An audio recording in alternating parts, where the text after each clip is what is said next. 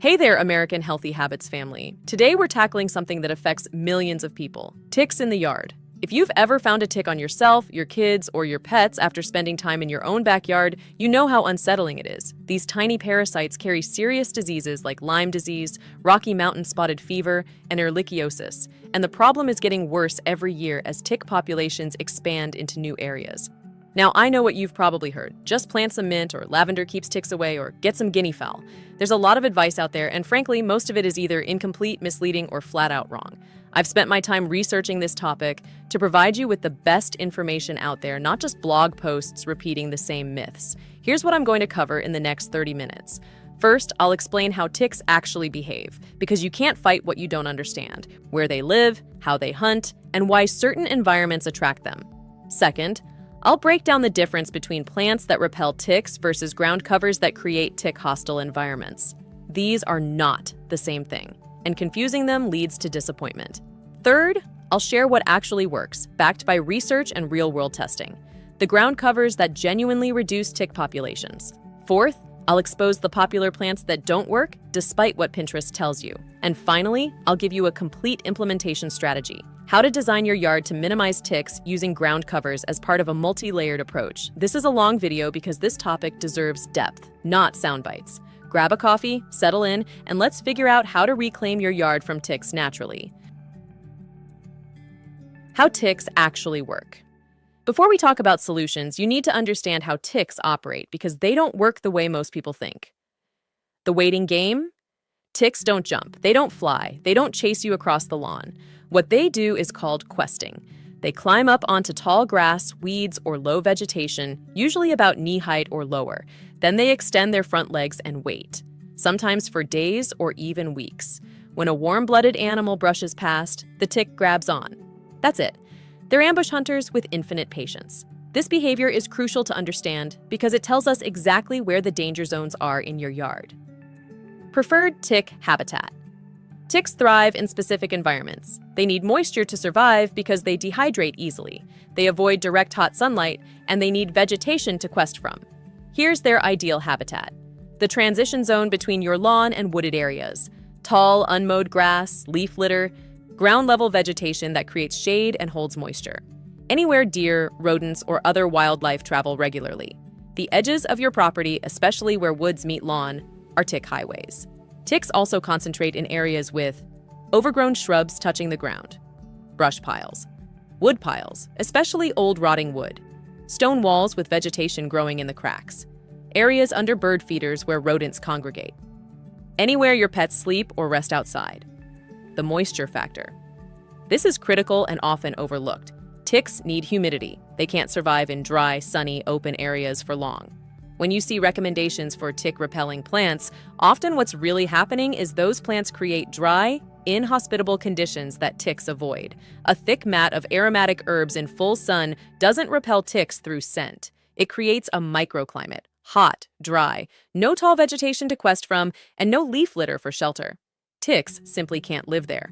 Understanding this distinction changes everything about how you approach tick control. The three-host life cycle. Ticks have 3 life stages after hatching: larva, nymph, and adult.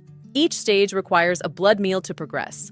Larvae and nymphs typically feed on small mammals, especially mice and chipmunks. Adults feed on larger animals like deer, dogs, and unfortunately, humans. This is why controlling rodent populations and deer access to your property is part of tick management, but that's a topic for another video. Today, we're focused on what you can plant. Why chemical control isn't the answer. Before anyone suggests just spraying pesticides, understand this: chemical tick control kills everything, including beneficial insects. It requires repeated applications. It's expensive, and it puts toxic chemicals where your kids and pets play. I'm not against targeted chemical use in severe cases, but it shouldn't be your first or only line of defense. A well-designed landscape can dramatically reduce tick populations without chemicals. That's where ground covers come in. The critical distinction. Here's where most articles and videos get it wrong. They conflate 2 completely different concepts. 1. Plants that chemically repel ticks. 2. Ground covers that create tick-hostile environments. Let me explain the difference. Chemical repellency. Mostly myth. The idea that certain plants emit oils or scents that repel ticks is widespread. And there's a kernel of truth to it, but it's vastly overstated. Yes, some plant essential oils show tick repellent properties in laboratory settings. When you extract the oil, concentrate it, and apply it directly to ticks, they avoid it. But here's the problem. A living plant in your garden isn't producing the same concentration of volatile oils as a laboratory extract. The plant would have to constantly emit strong enough concentrations to create a repellent barrier, and they don't. Think about it logically. If lavender truly repelled ticks through its scent, you'd never find ticks in wild areas where lavender grows naturally, but you absolutely do. The research shows that while crushed or bruised plant material may have some temporary repellent effect, intact plants in a landscape provide minimal to no repellent benefit against ticks. There's one exception I'll cover later, but for the most part, forget about planting things for their tick-repelling scent. It's not how this works. Environmental hostility. What actually works. What does work is creating environmental conditions that ticks can't tolerate. Ground covers can do this in several ways. Strategy 1. Eliminate questing sites. Dense, low-growing ground covers that form thick mats eliminate the tall grass and vertical vegetation ticks need for questing. If they can't climb up and wait, they can't effectively ambush hosts. Think of a thick carpet of creeping thyme in full sun. It's only 3 to 6 inches tall, it forms a dense mat with no gaps, and there's nothing for ticks to climb. They can't operate there. Strategy 2, create dry microclimates. Ground covers that thrive in full sun and heat create hot, dry conditions at ground level. Many of these plants have reflective or light-colored foliage that intensifies heat and light at the soil surface. Ticks dehydrate quickly in these conditions. They're forced to retreat to shadier, moister areas, which you can then manage separately. Strategy 3, reduce leaf litter. Living ground covers outcompete weeds and reduce bare soil where leaves accumulate. Less leaf litter means less tick habitat. Evergreen ground covers are particularly effective because they don't drop leaves seasonally and create their own mulch layer. Strategy 4. Create physical barriers. Wide bands of appropriate ground cover can act as tick barriers between high-risk areas, like woods, and high-use areas, like your patio or lawn. A 4 to 6 foot wide strip of sun-loving, dense ground cover between your woods and lawn creates a gauntlet that ticks struggle to cross. It's too hot, too dry, too exposed. The best ground covers. Do multiple things. The most effective ground covers check several boxes. Dense growth that eliminates gaps. Low height that prevents questing. Tolerance for full sun and heat. Drought tolerance once established. Evergreen or semi-evergreen to prevent leaf litter. Spreading habit that outcompetes weeds. We're looking for plants that create tick deserts, not tick repellents. The proven performers. Now let's get specific. These are ground covers with either research backing, extensive anecdotal success, or both. Tier 1, the Champion's Creeping Thyme, Thymus serpillum and varieties. This is my top recommendation for sunny, well-drained areas. Why it works. Forms an incredibly dense mat only 2 to 4 inches tall. Tolerates foot traffic and mowing so it works in pathways, thrives in full sun and heat. Extremely drought tolerant once established. Evergreen to semi-evergreen depending on variety, spreads aggressively to outcompete weeds. Creates a hot, dry microclimate at ground level. Practical application. Plant creeping thyme in a 4 to 6 foot wide border between your lawn and wooded areas. Use it in pathways. Replace lawn in sunny areas where you want low maintenance, tick hostile ground cover. Spacing. Plant plugs 6 to 12 inches apart. Full coverage in 1 to 2 seasons. Varieties to try. Elfin thyme, extremely low, tight growth. Pink chintz, pink flowers, very dense. Coccineus, red flowers, vigorous spreader. Corsican mint, Mentha requiani. This one surprised me because most mints are terrible in tick areas, creating exactly the moist, shady conditions ticks love. But Corsican mint is different. Why it works. Only grows 1 to 2 inches tall, forming a flat mat. Releases strong mint scent when stepped on, which may have some localized repellent effect. Prefers sun to part shade and well-drained soil. Stays low enough to deny questing sites. Spreads quickly between pavers and in pathways. Limitations. Not as heat and drought tolerant as thyme. May die back in severe cold. Needs some moisture, so not ideal for the driest areas. Best use? Pathways between pavers, areas with light foot traffic where you want both tick control and pleasant scent. Sedum species, particularly low-growing varieties. Sedums are succulent ground covers perfect for dry, sunny, rocky areas. Why they work? Extremely drought tolerant, creating very dry conditions. Fleshy leaves reflect light and heat. Dense growth habit smothers weeds. Many varieties are evergreen. Virtually no maintenance required. Top varieties for tick control. Sedum acre, golden carpet. 2 to 4 inches tall, aggressive spreader, bright yellow flowers. Sedum album, white stone crop. 3 to 6 inches, forms tight mats. Sedum reflexum, blue spruce stone crop. 4 to 6 inches, blue-green foliage. These work brilliantly in areas too dry or rocky for lawn. They create conditions that are absolutely hostile to ticks. Moss phlox, Phlox subulata. Also called creeping phlox, this is a beautiful option for sunny slopes and borders. Why it works. Forms dense mats 4 to 6 inches tall. Evergreen to semi-evergreen. Covered in flowers in spring, pink, white, purple. Tolerates poor, dry soil. Spreads to 3 feet or more. Creates dense coverage that eliminates questing sites. Best use, slopes, borders, areas where you want both tick control and spectacular spring color. Works well mixed with sedums for year-round interest. Bearberry, Arctostaphylos uva ursi. This native ground cover is excellent for larger areas in full sun to part shade. Why it works? Woody evergreen that forms thick mats 6 to 12 inches tall. Extremely aggressive once established. Tolerates poor, acidic soil. Drought tolerant. Dense enough to prevent weed growth completely. Produces red berries that wildlife eat. Limitations. Slow to establish, may take 2 to 3 years to fill in. Requires acidic soil. Not for high traffic areas. Best use, large naturalized areas, slopes, borders between woodland and maintained areas. This is what I use extensively on the edges of my property. Tier 2. Strong supporting players. Creeping juniper, Juniperus horizontalis. Low-growing juniper varieties create excellent tick barriers. Why it works. Dense evergreen coverage year-round. Extremely drought-tolerant. Height varies by cultivar, 6 to 18 inches. Spreads, 6 to 8 feet wide. Creates dry, woody understory. Good varieties. Blue chip, Bar Harbor, Wiltoni, Wilton carpet. Best use, large areas, slopes, sunny borders. Not for foot traffic. Creeping jenny, Lysimachia numularia. This one has mixed results, but it can work in specific situations. Why it can work. Forms dense mat 2 to 4 inches tall, bright chartreuse foliage, spreads rapidly, tolerates some shade. Why it's problematic. Prefers moist conditions, which ticks also like, can become invasive. Not as effective in hot, dry areas. Best use, transitional areas between sun and shade where you need fast coverage. Not a first choice, but better than bare ground or tall weeds. Sweet woodruff, Galium oderatum. This is for shadier areas where other ground covers struggle. Why it works in shade. Forms dense, 6 to 8 inch tall carpet. Tolerates dry shade once established. White flowers in spring. Spreads steadily. Better than pachysandra or periwinkle, which we'll discuss in the doesn't work section. Limitations. Still creates more moisture than sun-loving alternatives.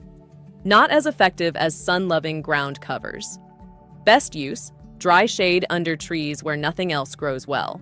Part of a layered approach. Popular myths and disappointing plants. Let's address the plants everyone recommends that either don't work or make things worse. Lavender, Lavandula species. I know. Every tick article mentions lavender. Here's the reality. Does lavender essential oil repel ticks in laboratory settings? Yes. Does a lavender plant in your garden create a tick-free zone?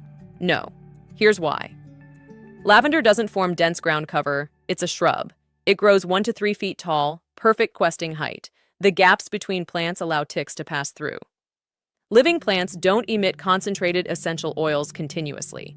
Can you include lavender in your landscape? Sure, it's beautiful. Will it repel ticks? No. If you want to use lavender, plant it in pots on your deck or patio where you can brush against it and release the oils. But don't rely on it for tick control in your yard. Rosemary, Rosmarinus officinalis. Same story as lavender. It's a shrub, not a ground cover. The essential oil shows repellent properties. The living plant does not create a tick barrier.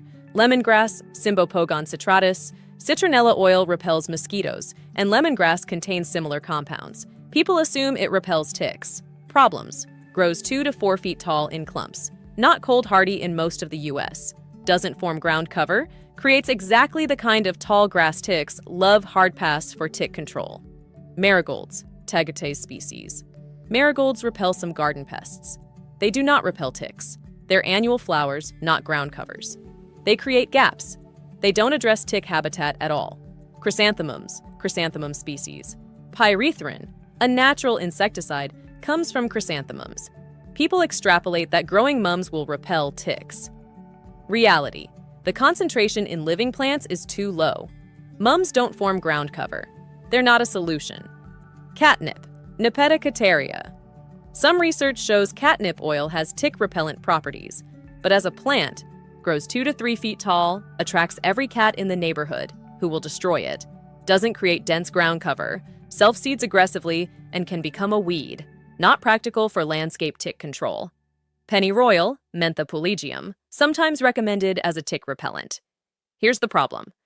Contains pulegone, which is toxic to humans and pets in high doses. Forms loose, open growth, prefers moist conditions, which ticks like, banned in some areas due to toxicity, skip it entirely. Ground covers that make things worse. Some popular ground covers actually create ideal tick habitat, Pachysandra terminalis. This ubiquitous evergreen ground cover is terrible for tick control. Creates dense, shady, moist conditions, retains leaf litter, grows 6 to 12 inches tall, perfect questing height, common in wooded borders where ticks already thrive. I've found more ticks in Pachysandra beds than almost anywhere else. Avoid it for tick-prone areas. Periwinkle vinca minor. Same problems as Pachysandra. Shade-loving. Creates moist understory. Dense but not in a way that prevents ticks. Grows 4 to 6 inches, questing height. Also invasive in many areas. Not recommended. English ivy, Hedera helix. Absolutely terrible. Creates thick, damp, shaded mats. Perfect tick habitat. Invasive and destructive. Grows anywhere from ground level to 50 feet up trees. If you have English ivy, removing it should be a priority for both tick control and ecological health. Ajuga reptans. This one's borderline. It's often recommended, but prefers moist, shaded areas, grows 4 to 6 inches tall, can retain moisture at ground level. It's not terrible, but it's not great. There are better choices for tick control. Designing your tick-resistant landscape. Ground covers alone won't solve a tick problem, but they're a powerful tool in a comprehensive strategy. Here's how to implement them effectively. Step 1. Assess and zone your property.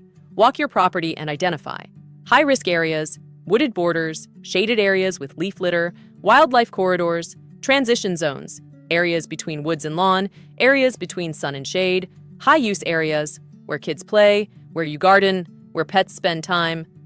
Sun exposure, which areas get full sun, part shade, full shade. Your strategy will vary by zone. Step 2.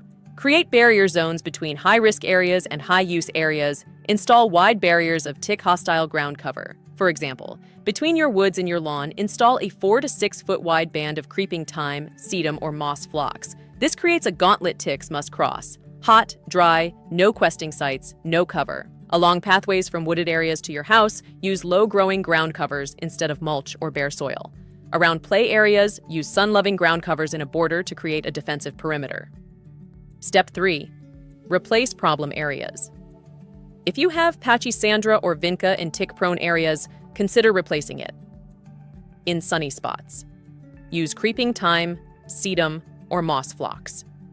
In dry shade, use sweet woodruff or bearberry. In moist shade, except that this will always be higher risk and focus on other control methods. Keep it mowed short, remove leaf litter, exclude deer. Step 4. Maintain aggressively. Even the best ground covers need establishment care.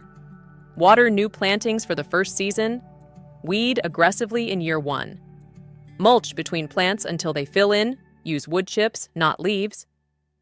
Edge borders to prevent lawn incursion. Monitor for gaps and replant as needed. Once established, most of these ground covers are very low maintenance, but you need to give them a strong start. Step 5. Layer your defenses. Ground covers work best as part of a multifaceted approach. Layer 1. Perimeter management. Keep grass mowed short, 3 inches or less. Clear brush from wooded edges. Remove leaf litter and debris. Create a 3-foot gravel or mulch border along fences and woods. Layer 2. Ground cover barriers. Install wide bands of tick-hostile ground cover in transition zones. Use these ground covers to replace lawns in tick-prone sunny areas. Create ground cover pathways through risky areas. Layer 3, habitat modification. Remove rodent attractants, fallen birdseed, brush piles. Install deer fencing if deer are a problem. Thin understory vegetation in wooded areas. Increase sunlight and airflow where possible. Layer 4, monitoring and maintenance. Do monthly tick drags to monitor populations. Remove attached ticks from pets immediately. Keep pets on tick prevention. Shower after yard work and check for ticks. Step 6. Set realistic expectations. Ground covers will reduce tick populations. They will not eliminate ticks entirely unless you live in a desert. Realistic goals: 60 to 80% reduction in tick encounters in treated areas. Significantly reduced tick populations in high-use areas. Visible reduction in tick habitat. Less reliance on chemical controls. This is a marathon, not a sprint. Year 1, you're establishing plants. Year 2, they're filling in. Year 3 and beyond, you're seeing real results. Specific design examples. Example 1. Wooded property edge. You have woods at the back of your property with a maintained lawn leading to your house. Solution: install a 6-foot wide border of bearberry along the entire wooded edge. In front of the bearberry, plant a 3-foot wide strip of creeping thyme. Keep lawn mowed short between thyme and house. Remove all leaf litter from the wooded edge annually. This creates a 3-layer defense. Woody bearberry as first barrier, dense thyme as second barrier, short lawn as third layer. Example 2. Shaded side yard. You have a narrow side yard between your house and your neighbor's fence, mostly shaded where ticks congregate. Solution: if soil is dry, plant sweet woodruff as ground cover. Add a 3-foot wide gravel path down the middle. Keep ground cover trimmed to 4 to 6 inches. Remove all debris and leaf litter monthly. Consider installing a fence to keep pets and kids out during peak tick season. The goal here is management, not perfection. Shaded areas will always be higher risk. Example 3. Sunny play area. You have a sunny backyard where kids play, bordered by unmowed field. Solution: create a 6 to 8 foot border of mixed creeping thyme and sedum around the play area. Replace lawn within play area with either short mowed grass or additional ground cover. Install a wood chip path between play area and house. Keep field edge mowed monthly during tick season. This creates a tick hostile zone around the highest use area. Maintenance calendar: spring, March to May. Remove winter debris and dead growth from ground covers. Apply compost around new plantings. Replant any areas that died over winter. Begin monthly tick monitoring. Cut back woody ground covers if needed. Summer, June to August. Monitor for drought stress and water if needed. Weed aggressively. Continue tick monitoring. Harvest and dry tick repellent herbs for personal use if desired. Fall, September to November. Plant new ground cover areas. Ideal planting time. Remove fallen leaves from ground cover beds. Apply winter mulch to new plantings. Final tick monitoring before cold weather. Cut back non-evergreen ground covers. Winter, December to February. Plan next season's expansions. Order plants. Minimal maintenance required. Ticks are a serious health threat, and they're not going away. Climate change is expanding their range. Deer populations are high in many areas. Suburban development puts our homes right in tick habitat. But you don't have to accept ticks as an inevitable part of your yard. Strategic use of ground covers combined with smart landscape management can dramatically reduce tick populations and create safer outdoor spaces for your family. The key is understanding what actually works versus what sounds good on Pinterest. Dense, low-growing, sun-loving ground covers that create hot, dry microclimates work. Tall, aromatic herbs that create moist, shaded conditions don't work. You now have the information to make smart choices for your specific property. Start small. Pick one high-priority area. Install the right ground cover. Monitor the results. Expand from there. Your goal isn't perfection. It's meaningful reduction in tick populations in the places you use most. If this video helped you understand tick control better, please hit that like button and subscribe for more in-depth natural living content. Drop a comment and tell me, what's your biggest tick challenge? What ground covers have you tried? Let's learn from each other's experiences. Thanks for sticking with me through this deep dive. Now go create some tick hostile zones in your yard.